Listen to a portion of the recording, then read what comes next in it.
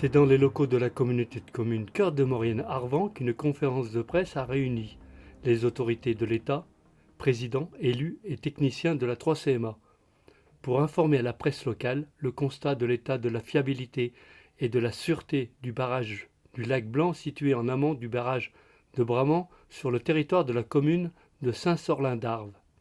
Alors on a lancé des travaux cette année sur le lac Blanc pour remplacer la vanne de vidange du barrage. Et lors de l'abaissement du lac, on s'est rendu compte qu'il y avait ce qu'on appelle des fontis, donc des trous au fond du lac. Et ces fontis, il y a de l'eau qui s'infiltre dedans et qui ressort un peu plus bas, notamment au niveau d'une résurgence entre le lac Blanc et le lac Bramant. Donc il y a des traçages qui ont été faits et on s'est rendu compte qu'il pouvait y avoir un risque sur la stabilité de l'ouvrage, donc de la digue du lac Blanc.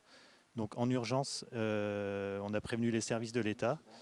Il y a un arrêté qui a été pris et il y a eu des études qui ont été réalisées pour savoir quelles solutions on pouvait prendre avant cet hiver pour assurer le maintien de l'ouvrage et assurer notamment le niveau bas du lac Blanc. Année des deux bureaux d'études agréés.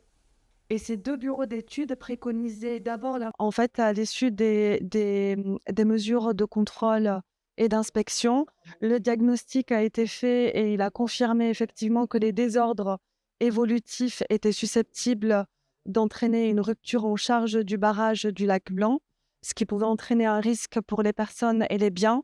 Et donc, à l'issue de ce constat qui a été confirmé par des bureaux d'études agréés, la seule solution qui a pu être identifiée dans le laps de temps contraint qui nous est imparti, c'est-à-dire dans l'urgence, est la création d'une brèche pour pouvoir s'assurer que le niveau du barrage est toujours bas et donc qu'il est partiellement vidangé. Pour des raisons de mise en sécurité et des conditions météorologiques, des travaux d'urgence sont envisagés pour environ 2 semaines d'intervention. L'objectif est de terminer avant l'arrivée de la neige, ce qui compliquerait considérablement l'avancement des travaux.